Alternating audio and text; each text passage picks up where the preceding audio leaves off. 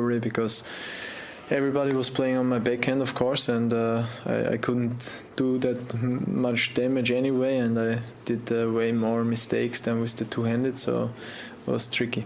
12 years old, you don't have any doubts, probably you just want to play tennis and you're just dreaming of having a career, so I think it was a good age to switch. I had a wrong technique at the two-handed backhand, which of course I cannot remember anymore. This was one reason, and then I think for the type of player he wanted me to be. Gunter's got work to do. The one-handed backhand is easier. You can slice and you can do some more things than with the two-handed, I guess. And the player he saw in me when I was older, or when I was 18, 19, when I come to the top, I think it suits more with a one-handed backhand. Team backhand is a thing of beauty.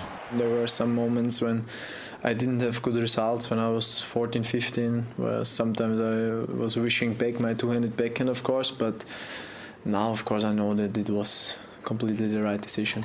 Claire, it's a thing of beauty, the team backhand, so much so that you'd almost have expected it always to be the same. But it wasn't. He was a double-hander. What's surprising, whenever you look at the way that he sets up for his backhand, the way the racket goes up and then it goes down, and the early preparation for it, and the way that he just swings so sweetly through the ball, and he executes that line backhand to absolute perfection. You'd be shocked to think that at one point that he had his left hand on the racket, but it's probably one of the most beautiful shots in the game, that backhand, and it can dominate play so effectively, but also he can just bring in that slice with it as well, which makes it even tougher to play against, because he has that element of variation, and that's a shot that I think is only going to get better for him. And I've asked a lot of people this same question, certainly coaches. If you're working with young players, are you just, my kids are learning tennis, they're both taught the double-hander. It's almost by default. Do you go straight to the double-hander as a coach for children, or at what stage would you say, actually, you can go with the single-hander? I think the majority of coaches go for the double-hander. It's a natural thing, but I think if you have a player, a child in front of you, that's natural instinct is just to take that left hand off the racket and wants to play with the single-handed backhand, you've got to have an element of allowing them to play to their own personality, to let them to be free, because otherwise, if you're coaching a player too much at a young age, you're taking away their natural ability. So I would say, as a coach, you can only slightly influence, but don't be too much of a dictator when it comes to putting on the second hand onto the racket. But is it also with kids the fact that, a lot of younger kids aren't necessarily, they're still fairly ambidextrous, so they do get a lot of strength coming through from the left hand if they're right-handed as well. Would that sort of play into it as well? It's a big part of it. I mean, strength is such a big part of being able to play that single-handed backhand. Strength, your core strength, your wrist strength, everything about it. It's so difficult with that single-handed backhand to be able to step into a ball which is moving at speed towards you, and being able then to change direction down the line. And when you look at, say an example of Novak Djokovic, whenever he's hitting a double-handed backhand against the big left-handed forehand coming into him, he's able to, with that left hand, just have more control and more strength to be able to change it down the line. And to flip it around a bit, on a similar note, if someone's out there listening to this and they've got a single-hander and they dabble with a little bit of slice, a little bit of that, a club recreational player, is it ever too late to go to a double-hander? What would you say to them if they did want to try out the double-hander? I would say go for it. And it's the same way as if you are a double-hander and want to try out and play with a single hand. I always think that, and I always go to it, that it's so important that you teach somebody a shot which matches their personality, to an extent that if you're a player and your natural instinct is to play a single-handed backhand, then you've got to develop that. And there's nothing worse than seeing a tennis player, whether it's a club player or even a professional player, playing a shot which they don't really fully own. And you think, that doesn't really match them that well. That person should have a single-handed backhand.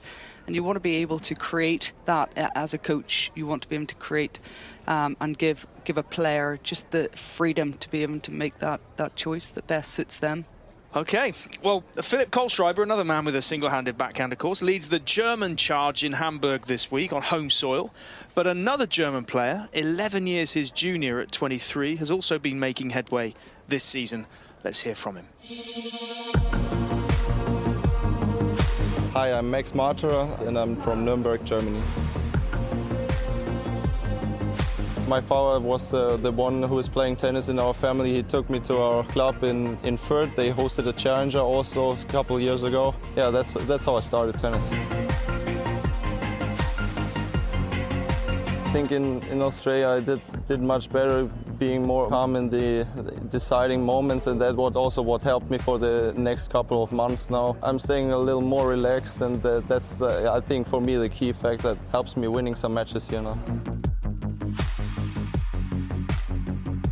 When I was in pre-season, I set my goal to win some tour matches and just doing some points on the ATP tour, what was like missing a little in the last couple of months. But now I think I'm ready to go for a little more. Like now the next target is top 50 end of the year. Yeah.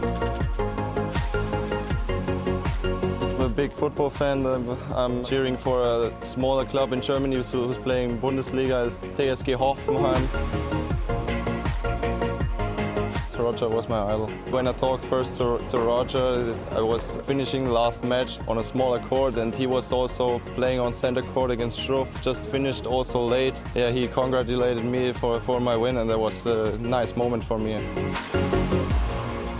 Max Marterer there, 23 years old, setting himself the goal. He's actually broken into the top 50, setting himself the goal to stay there, I guess, by the end of the year. Is that healthy for a young guy to be setting that kind of goal, or would you want him to be looking higher? Absolutely, to be setting goals. It's such an important aspect of the game, and you've got to set goals, but also be willing to look at them and readjust them and change them based on how you're doing. And sometimes you set a goal and you say, I want to be top 50 in the world in 6 months' time, but you do that, within 2 months. So you have to kind of keep changing.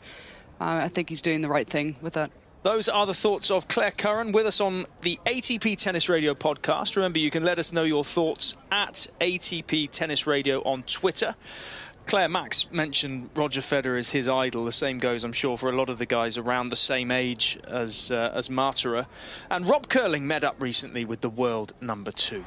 20-time major champion and quarter-finalist at Wimbledon this year, Roger Federer is one of the greatest ever to pick up a tennis racket. We sat down with the Swiss maestro to discuss how to make it to the top. I guess for me it took a while, I grew up in a town in Switzerland called Basel. I was born there, lived there until I was 14 years old. For me, it became more of a reality when I became #1 junior in the world back in '98. And I remember hanging up a note on my door saying, like, if you want to knock, here's to #1 junior in the world. I think this is really when the dream came alive, that potentially I could achieve such a great thing like becoming world #1.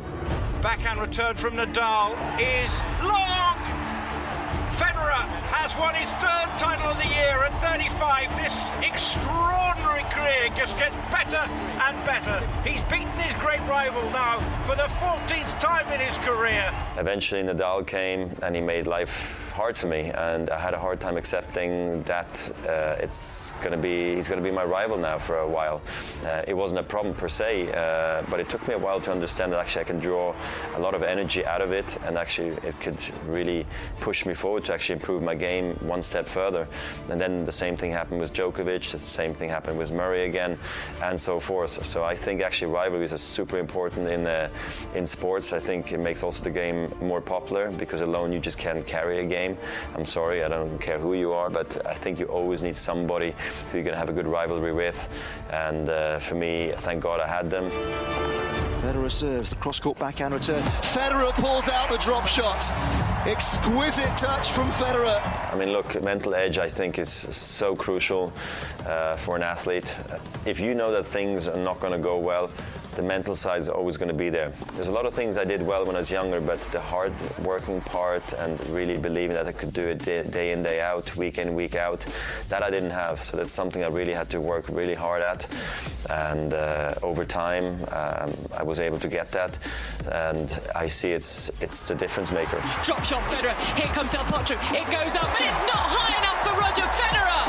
Break point Federer. Yeah, I mean, usually you're at your absolute best towards the end of the tournament, because now you really, the sensation of the ball, of the court, of the speed, of the crowd, of the surroundings, everything's so crystal clear that that's when you can play your best tennis. And then obviously you have to get in the lead, and you have to feel like now there's nothing that's going to stop me anymore. That feeling kicks in, and you feel like, or for me anyway, it feels like everything's in slow-mo coming towards me, and you feel like for the opponent everything's going super fast. So that's when I feel at times invincible. It's very rare, but it has happened in the past, and it's a beautiful feeling to have. I guess it's the ultimate feeling to have as a tennis player or as an athlete. The off-forehand into the net, and that is it. A flawless performance from Roger Federer. Well, greatness to me is probably, you know, when you